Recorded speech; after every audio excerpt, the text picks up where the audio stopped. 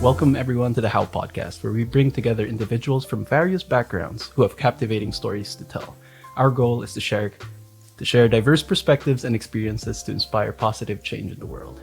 I am your host, Nicholas Barber, and today we have our very special guest today, Mary Jae Felizarta, Yes. Miss Philippines USA.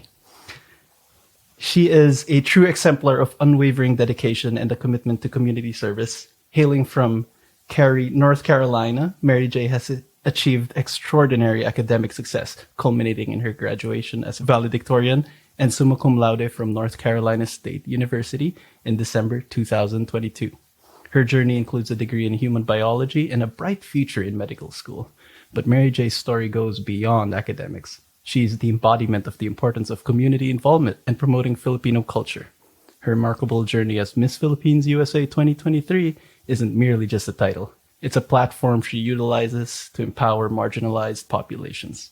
She has lent her support to the Health Futures Foundation, advocating for equitable healthcare access in the Philippines.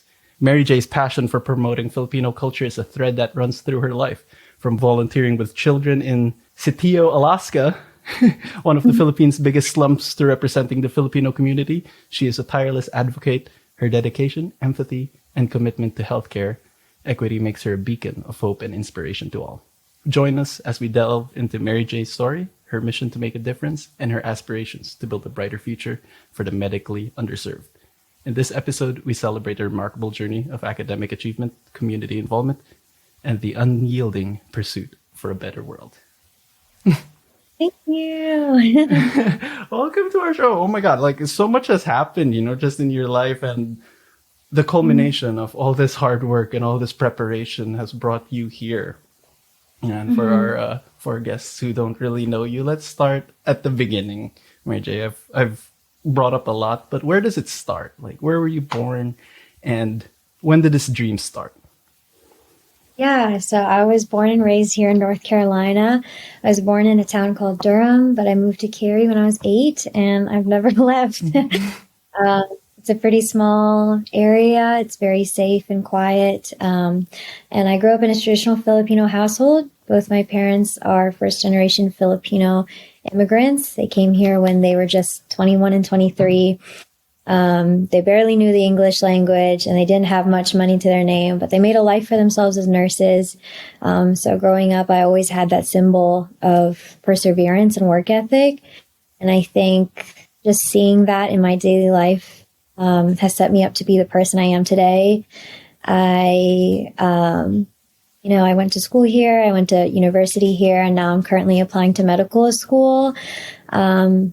So I'm hoping to become a physician who cares for the underserved.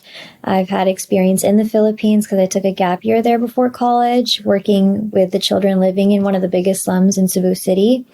So that really sparked my journey towards medicine, just witnessing those healthcare disparities firsthand. And yeah, when I came back here, I got more clinical experience, began working in a primary care clinic. And I just graduated in December, and that's when I joined Miss Philippines. I figured it would be fun. I did a pageant when I was in the Philippines when I was 18, but I graduated and I was like, why not? So yeah, I've always liked modeling and pageantry as well. So I think I have a lot of different interests that I try to pursue in my life. So that is so interesting, and I'm just gonna be very frank with you because this part of the world is very unknown to me. Like I'm not really familiar with the world of pageants and the contestants that go in. So bear with me, okay? It is very interesting how pageantry can become a platform, right? It magnifies you as a human being and all that you care about. When did you learn that was a possibility in this field that you were in? Yeah, so when I was 18 and I joined the pageant, it was me beating Cebu, or Miss Cebu in the Philippines. And I was doing my research on the past winners. And when in the Philippines, at least, there's definitely this positive light on beauty queens. They're treated with the same respect as one would say a politician. They're given all these resources and publicity and support for them to pursue what they're passionate about. And it's very common for a beauty queen to have an advocacy, something that she's volunteers with. So, the past winners, I saw them, they were doing mission trips. The last winner in my batch, she's, I think, very passionate about like educating young women in the community. So she started doing classes for sewing, giving them a source of livelihood. So just seeing that made me realize like how much pageantry can shine a spotlight on helping others and amplifying your voice. And now that I've won Miss Philippines, I've seen it firsthand. This is the first title I've won. So I actually just visited the Philippine Consulate General in LA last week, and that was really interesting. And his name was Edgar Badajos, I believe, and he shined a light specifically on how important it is to promote Filipino culture, especially with, there's still anti-Asian hate going on. So a lot of people are not aware of our culture. They're not aware of the multifaceted things that come with being Asian, not just Filipino. So he said that being in a pageant, there's so many different ways to shine a light on what you're passionate about. And pageantry is just one of them. So that was really interesting. And I got in touch with the cultural and tourism department, and they're going to help me. I'm planning to reach out to them to help me plan some more outreach projects for when I do my advocacy trip in the Philippines in January. So. That is so great. I just want to intercept here, like where our lives meet, I guess, because I was born in the Philippines. I was born in QC, and all these issues you talk about are actually in your face. Like if you're born there, and like the cities and the barrios and the barangays are just like super close to each other, so you really see it. Like no matter, we can choose to be blind, right? We can choose to be blind to the problems that persist in our country, but every time that there are people who are stepping out and shining a light on these, it's really something I try to amplify, right? Like even if I'm an American, I'm talking about education, pollution, and lack of finances and facilities in the Philippines. This is gonna be a very interesting episode, I think. So for our viewers there, if you do have questions, we will probably be talking about stuff you are not familiar with. We have a lot of American viewers here, so when we're talking about these issues in the Philippines, please spare some space in your heart because these topics are deeper than just the two of us. Our interpretations of both of us. It is problems that consist of thousands of individuals and lives that are affected to this day. Exactly. Yeah. And given that you have this platform now, and you are not only a valedictorian and Summa Cum Laude from biological studies, and you have this amazing, academic record. What was it that pushed you into that field, like to study more about it? In terms of biologies? Yeah. Was it a very specific reasoning why you wanted to go into biology? Yeah. Oh my gosh. It's kind of a convoluted path. But in high school, I took anatomy. I really loved it. When you're in high school and you do those dissections pigs and stuff. I really enjoyed that, which is kind of weird to my classmates. They were like, that's weird. But, I just like seeing biology up close. We read about in textbooks, but that was my first time seeing it up close and personal. And that was really cool. And then, before I started college, I wasn't sure on what I wanted to do. So that's actually why I took that gap year in the Philippines. I wasn't sure exactly if medicine truly was the path for me. I've also liked reading, writing, maybe law might be it. But I went to the Philippines, and when I volunteered there and I saw the state of the healthcare system, and obviously in a developing country, I can't underestimate the equanimity of the providers there. They work very hard to do the best they can to provide services for the population. But, poverty and social determinants of health make it difficult for certain populations to access care. And I saw that firsthand when I was volunteering. I wasn't doing clinical volunteering, but when I saw the children come in to the programs, they would come in with scabies and lice because of their living conditions. It was just so unhygienic. And, children would come in with untreated injuries because they begged on the side of the road for money and they would get hit. And teenage mothers, because of a lack of reproductive health and sexual education and resources. So seeing that firsthand and like those jarring health disparities made me realize I wanted to be able to help. So at the time, I didn't know exactly how. I just knew it compelled something in me. And when I came back to America, I started working as a medical assistant. That's when I really got experience in medicine.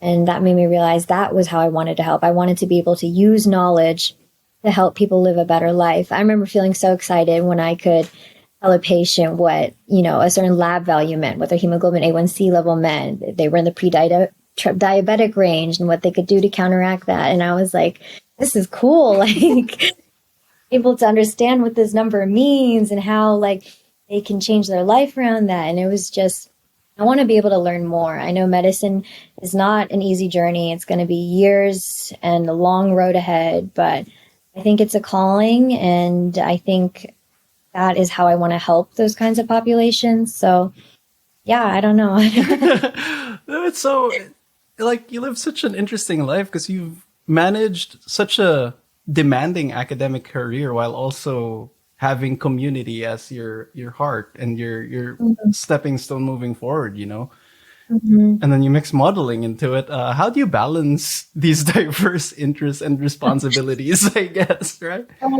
Oh my goodness. I don't know. Honestly, I guess time management. I really had to learn that one. I'm a fan of my little planner that I have. But I don't know. I guess sometimes to a fault, I can be kind of hard on myself, especially with academics. I tell myself like, this is weird. I don't know if it sounds too harsh, but I always tell myself an A is not the goal. It's the standard. My parents never told me that. I don't know why. I'm just very strict with myself. So I was like, okay, academics first. And I learned how to prioritize. Academics will always be first for me. And then came my extracurriculars, my leadership positions, whatnot. And then my hobbies, which is where modeling falls. And of course, like I hold my title in very high regard, but I just learned how to prioritize and make sure I plan accordingly. So Oh, I wanna, if you don't mind, let's step into your philosophy here a bit, like your way of life, like how you manage your day-to-day life and have these results that you so clearly have shown. I find that in today's day and age, a lot of people are uninspired. I would say a lot of people want to say the word lazy, but I would say uninspired because who wants to work for a giant shoebox, right? The giant megacorp that. It's not really inspiring work. So a lot of people tend to be like, oh, like I'm just going to put in the work. And it leads to an uninspired life. But since you have all these regimens that kind of lead to different facets of life, right? You get a higher education. You can go to different career paths. So just run me down like why or what lessons in your life have shown you that this is the best way to live. Yeah. So my number one philosophy in life is always education. Because my parents, they definitely inspired me. Like I said, they migrated here. They were so young. I know my mother was my age actually when she came here. She left her family behind.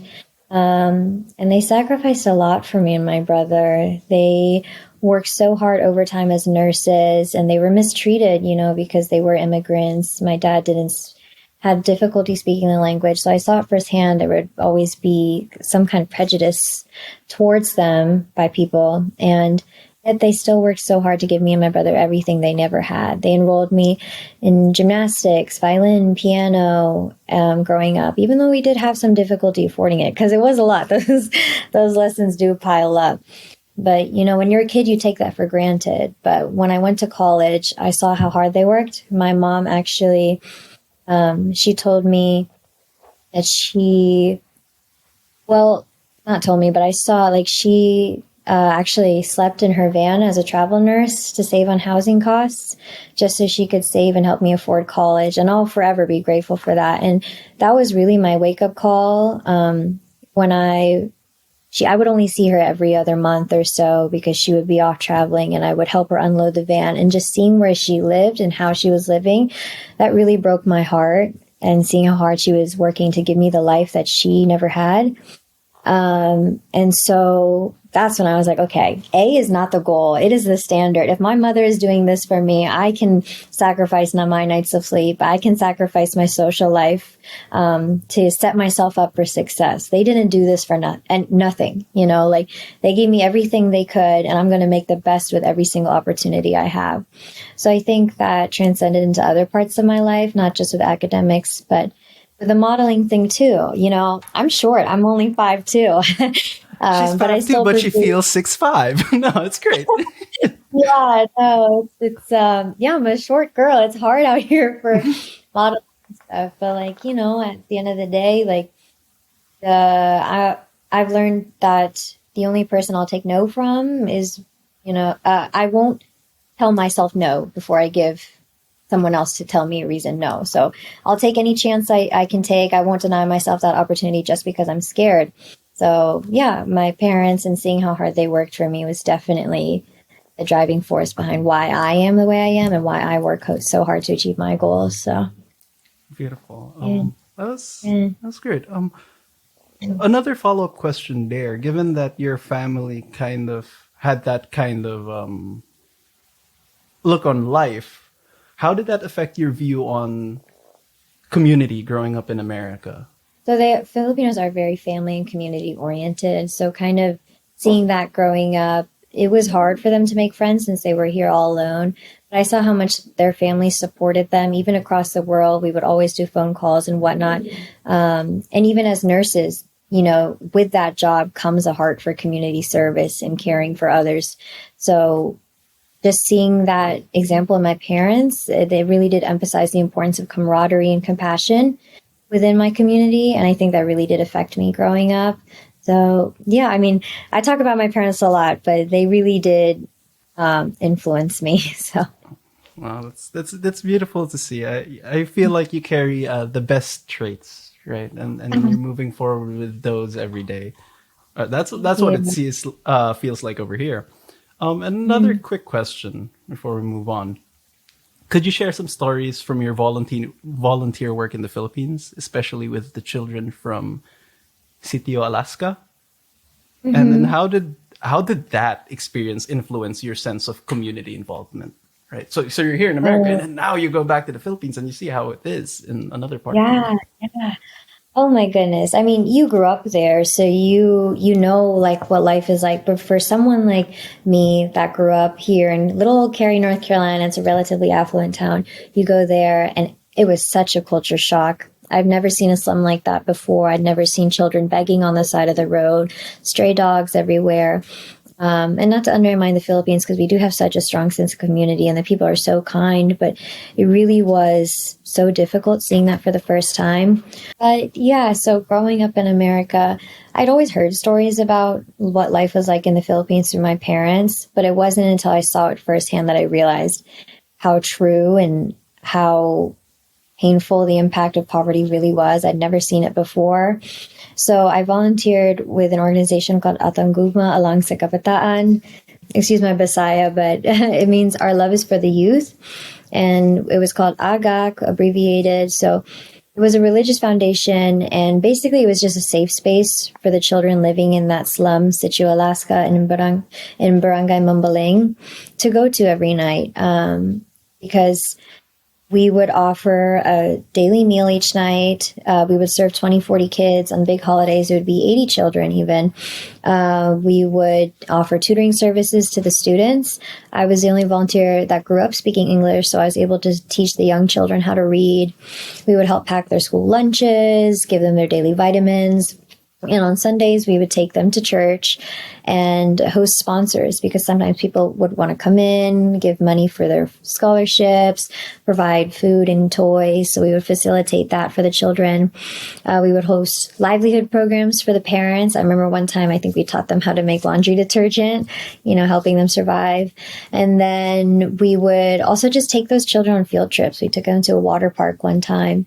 And so, I was 18 and I left home for the first time. I was totally homesick. And those kids became like a second family for me, because we would spend almost 4 hours every day together. And on Sundays, it would be basically the whole day, just hanging out, eating meals together, playing games. And, it was really, I really was able to connect with them and hear their stories, a lot of things that I never would have fathomed here in North Carolina, in America, even like the young boys, there was like rampant substance abuse, to forget their hunger. I'd never heard of that before. And that was so Shabu. painful. Yeah, Shabu, yeah. And then, I would hear about prostitution, teenage pregnancy. It was so difficult to hear about that, especially in these children that were so kind. They were so loving too. And I think that's why it really affected me. It really hurt me to hear that. Even on my birthday, I turned 18.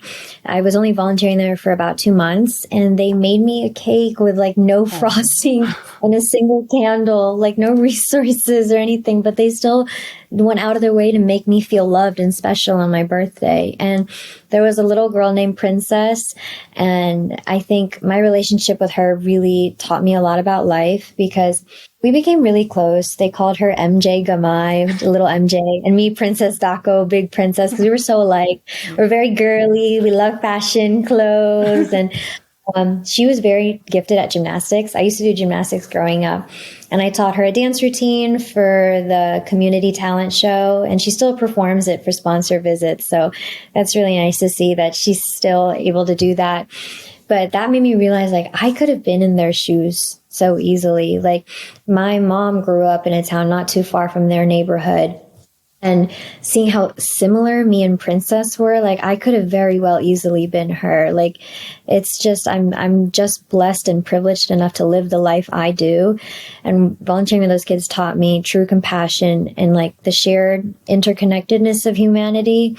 Like, I've learned that we could all easily find ourselves in the position of the helper or the one in need. It's just a slight twist of fate that could put you in either or.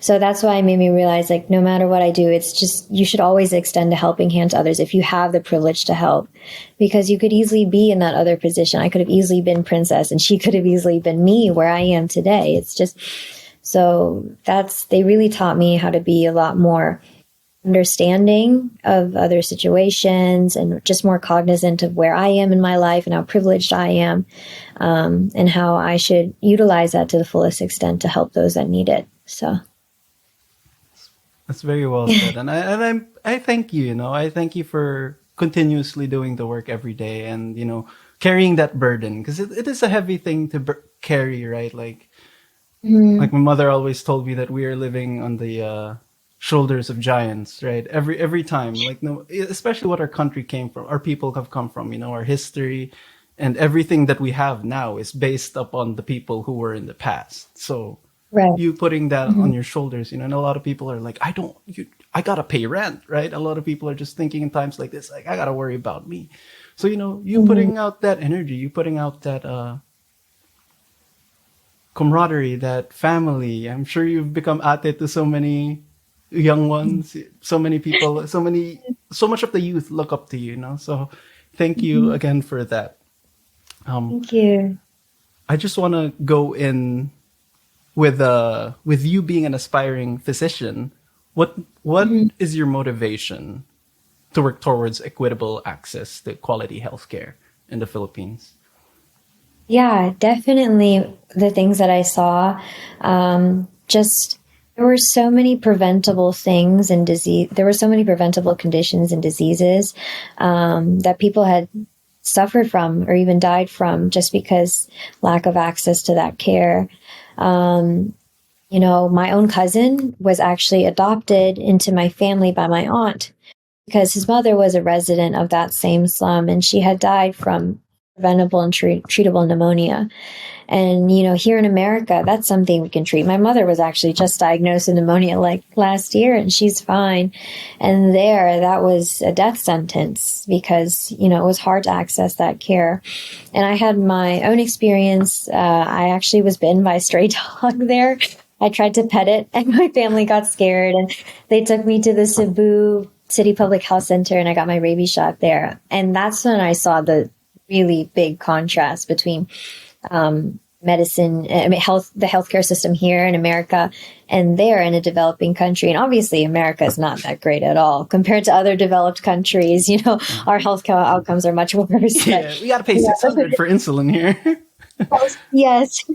But it was so different because I remember the waiting room was very, very crowded. And there was a young boy running around and his face, he looked like he had been mauled by a dog, and there were just these bandages like haphazardly wrapped. And the elderly was waiting, and it was just a long wait time. And then when I got there, I got my rabies shot basically in the waiting room. I didn't go into a private room. I saw the sharp spin where the needles go, the waist. It just seemed almost if like everything seemed pretty controlled. The providers were very had it well organized, but it just seemed like one wrong instance, everything could have gone wrong. The sharp spin could have fallen, that biohazard waste could have fallen out, been exposed and hurt other people. So it was just an interesting experience. So, that made me realize I wanted to be a part of the change, bridge that gap between access to care and health outcomes in those marginalized populations. And it wasn't until I started working in a clinic that made me realize being a physician and having that leadership role and the ability to advocate for my patients is how I wanted to pursue that goal of mine. So, with the programs like Alaga Ka and the work that these organizations keep doing for medically underserved populations, do you think that they are making a dent? Do you think that they are actually succeeding in what they have set upon, or, changing the tides for some? Would you say that there's actionable? Yeah, I think so. I think any action, as long as there's that intent to do well, is worth it, no matter how small the effect is. I know Alaga Ka and Health Futures Foundation is great because they are building those barangay health centers, essentially primary care centers in those very, very rural, underserved areas, like the places where there's no road to get there. It's just rocky terrain and you gotta hike. Yeah. Yes. Places that wouldn't normally get that care. And so primary care is essential. I work in a primary care clinic, and it is truly the first point of contact that most people have with the health system. So that it's a place for preventative and comprehensive care. You can catch those diseases early on, and you can save yourself the cost and the struggle later down the line. So, yeah, I think, those actions that they're taking, especially with those building those primary care centers, is really, really making a change. And their main philosophy is on universal healthcare. So I think they're working with policymakers and trying to get that out there more in the Philippines. So I think what they're doing is very admirable. Yeah. Beautiful, beautiful. Thank you for sharing what they've done. A lot of organizations actually have been doing, and sometimes they barely have enough to feed their own crew, to pay their own crew, and a lot of it is really just voluntary work. There's organizations like Gawad Kalinga. That one's a surefire one. Our school, our generation of students, we had immersion trips where we had to visit parts of the city that we weren't from, so you see a vast difference on the Filipino experience. So you go to the farm, you go to the workers in slaughterhouses, you go to the barangays, you go to underdeveloped places, and Gaud Kalinga actually has children get involved, high school students. They get involved, your hands make housing. And then, it's your whole class that's building house for these underprivileged kids.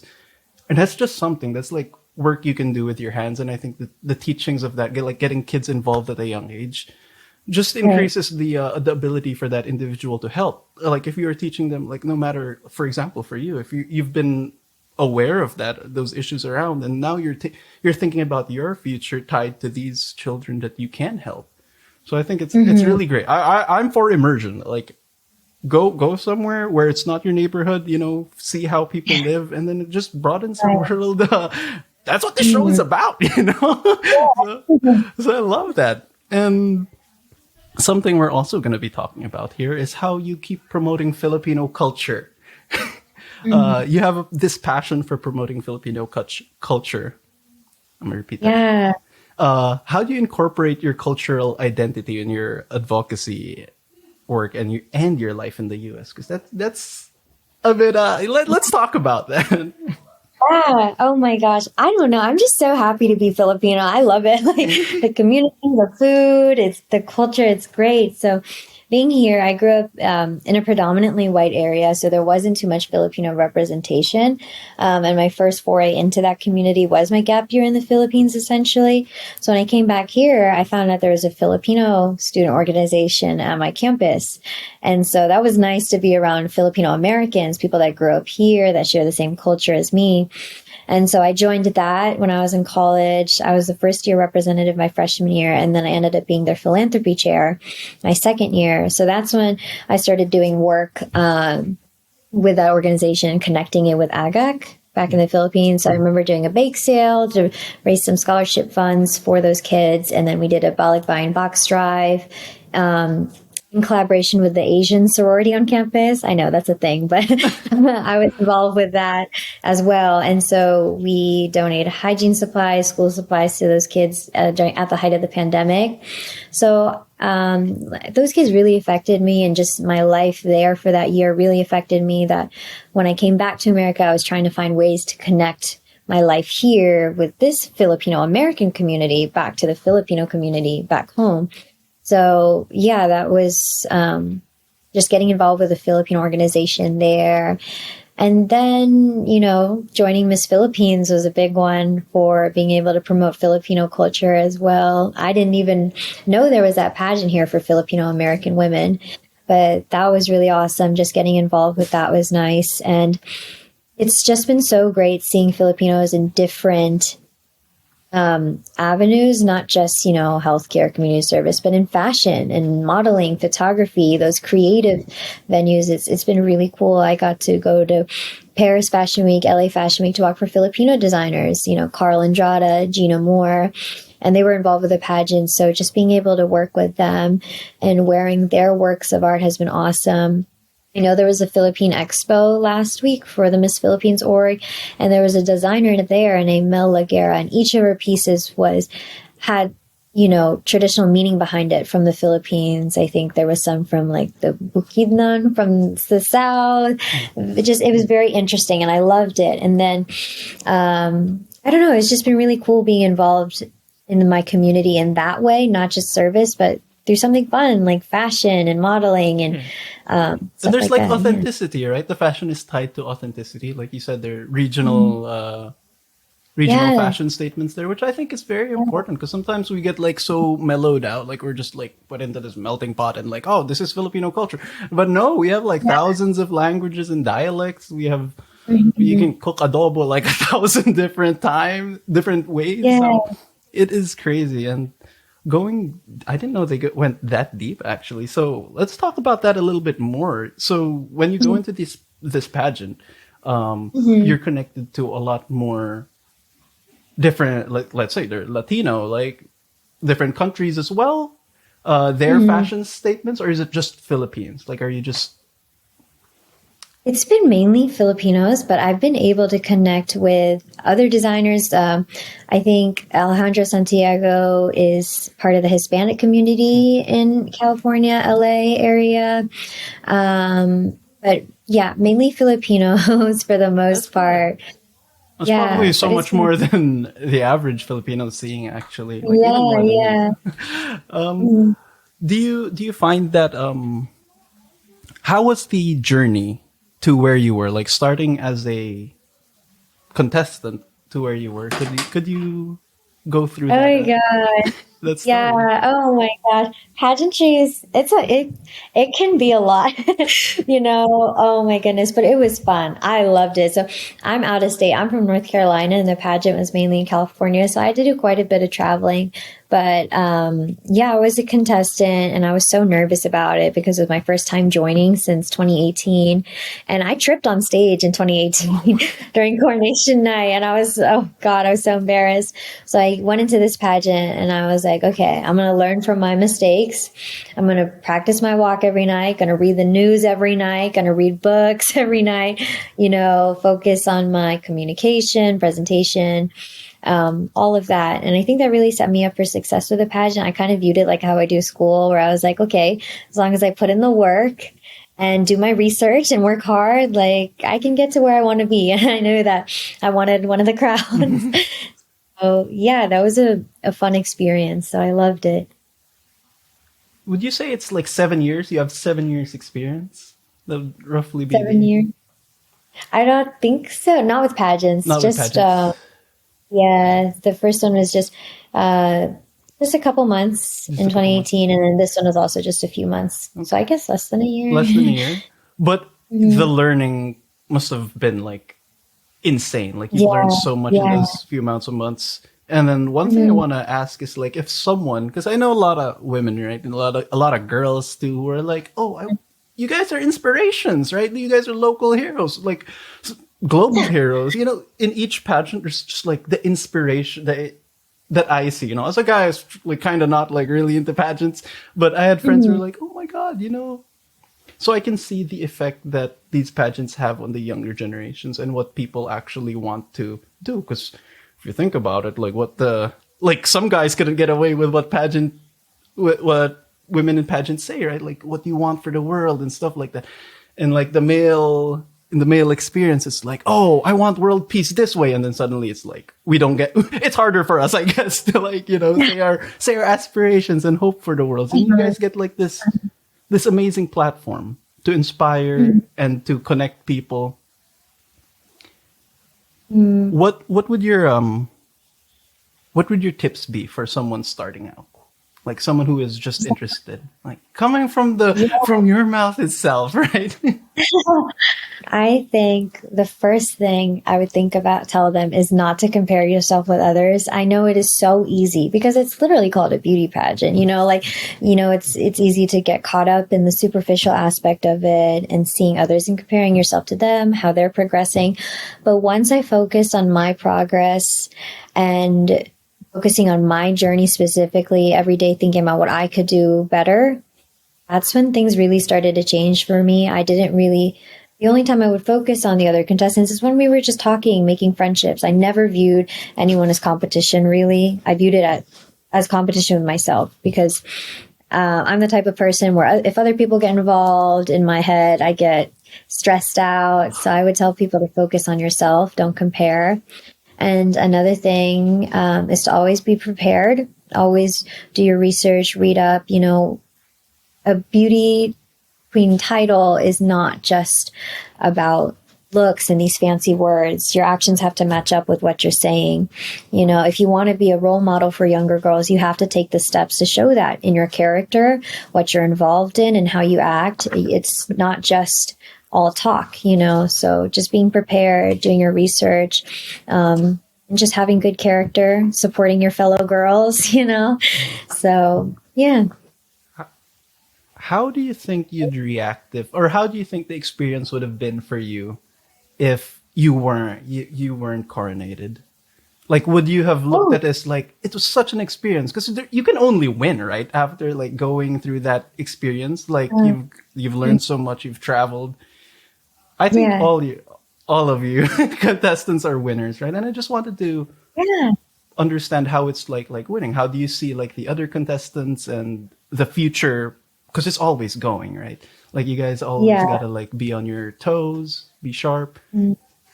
Yeah, I think that had I not won, I still would have viewed this as a life-changing experience for me. I love pageantry. I've noticed, so I deal a lot. I tend to be an anxious person, especially in big social settings. But once I really force myself to get up on that stage in front of all those people, do my walk, answer questions, I've noticed that I've gotten a lot better at that. I used to be nervous in big crowds, but now I can maneuver through that without panicking.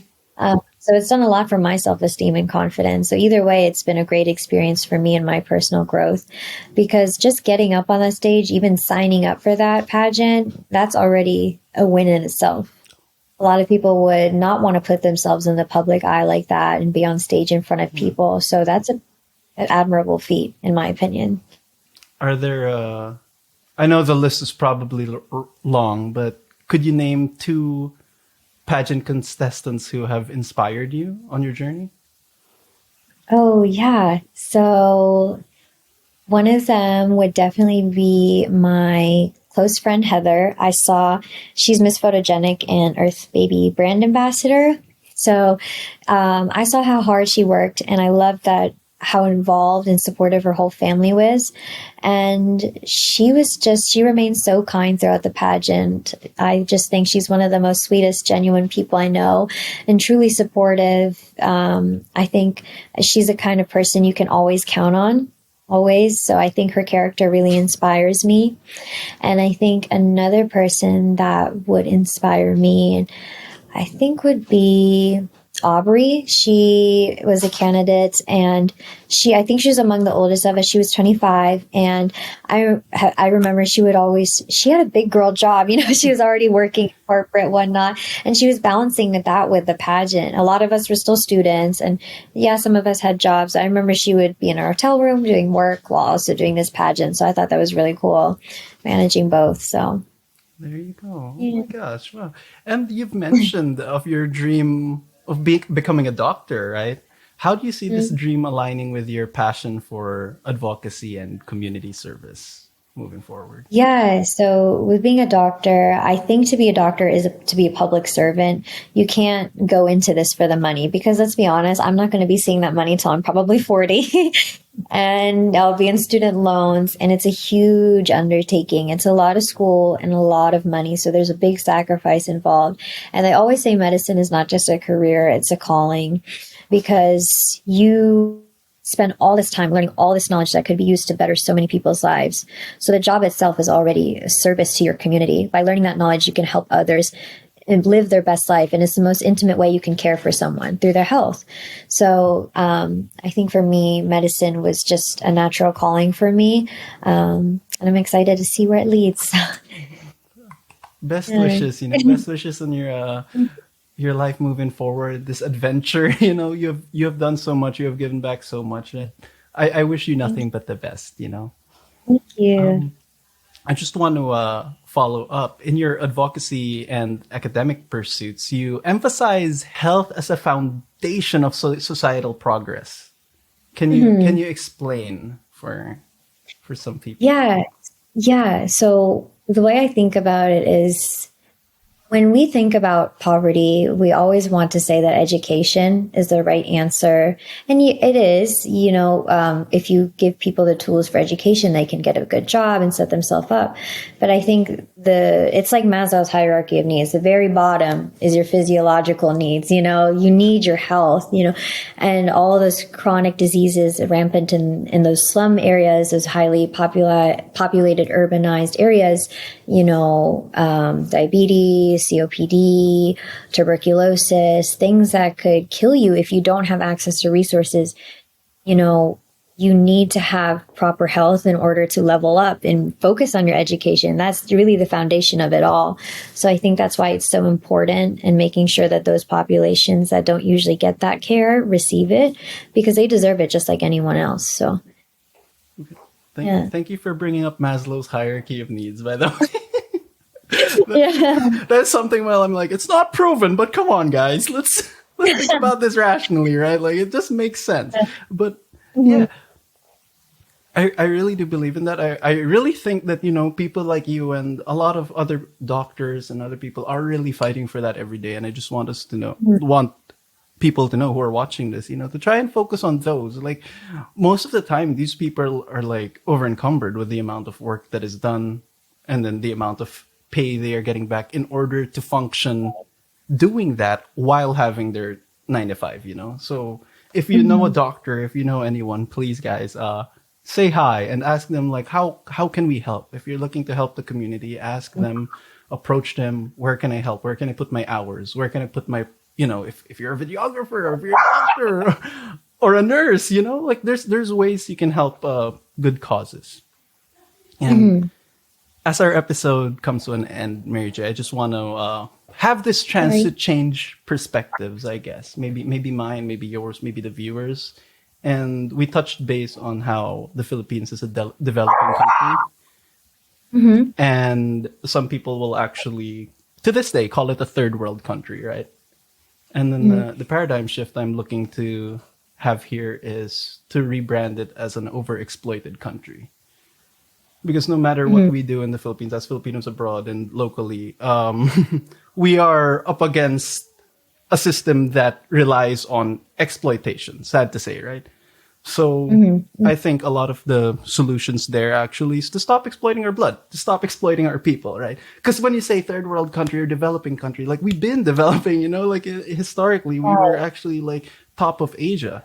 So the problem Mm-hmm. isn't that we're developing, and a lot of these bigger corporations or bigger monies are actually just exploiting what laws we have, which I believe to this day need to be enhanced in order to protect our best interests. Because we can be as nice as we want. We can keep sending our nurses abroad. We can keep sending all our greatest minds abroad to be, to live life in another person's land. And like, for example, your parents, I'm sure they're intelligent people. They have big heart, but it doesn't translate fully.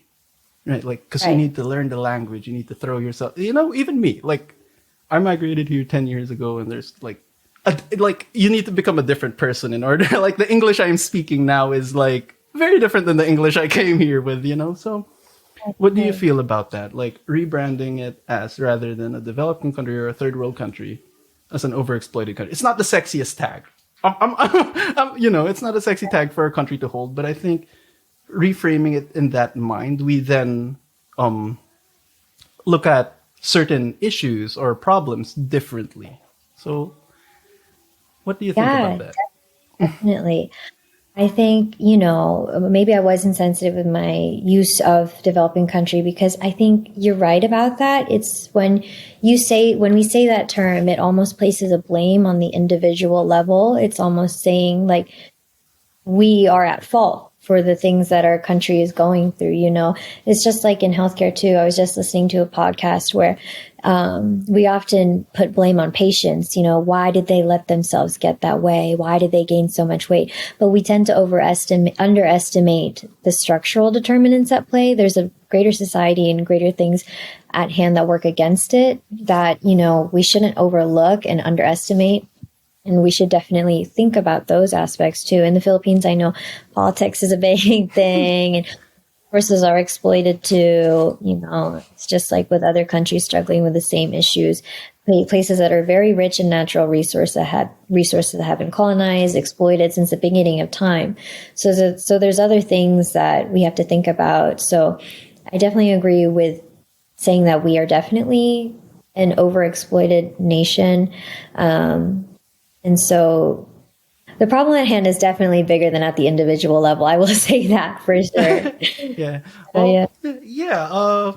And with people saying that, it's like, oh, Nick, you're being a Debbie Downer. It's like, because when we move here, like Philippines, we always want to help back, right? We always want to send money to our communities, and we do. Like collectively, like the Filipino American experience is sending money back home. But sometimes it's we gotta.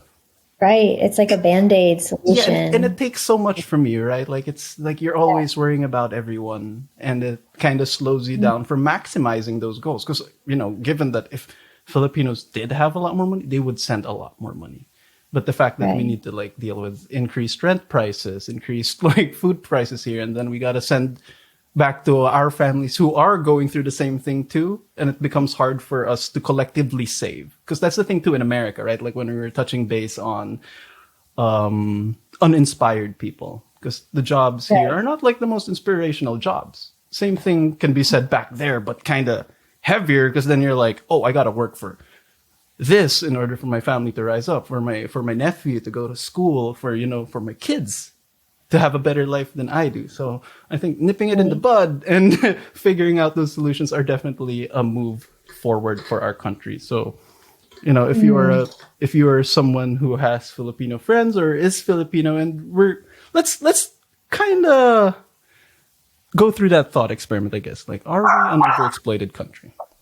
Anyways, that was my spiel. Mary J, you have the floor. Thank you so much for being on the show, by the way. You have the floor right now to all our viewers abroad and locally. If you have any words of wisdom, anything you want to share, you have the floor. Ooh, spotlight. Let's see. Well, I just wanted to say thank you guys for having me here on the podcast today. This is my first interview since I won, so it's just really exciting to be given this platform, speak about the things I'm passionate about. So I really do appreciate that. And to everyone watching, I hope that this interview maybe if you had existing thoughts about beauty pageants, because I know it can be a very antiquated thing. There's definitely a stigma about it. Hopefully that this changed that a little bit for you. You know, times are changing, and now with these titles comes a real platform, a legitimate place to make a change, as long as, you know, the queens are able to and are willing to. So yeah, I'm just really happy to be here and be able to share about these things. So Awesome. Well, thank you so much, Mary J. It's a great way to start my morning. Thank you so much for blessing us too, and always stay yourself. And nothing. I don't see nothing bad happening to you. And for those of you watching at home and, you know, listening to us on Spotify or watching on YouTube, thank you so much for spending another day with us. And I will catch you on the next episode of The How.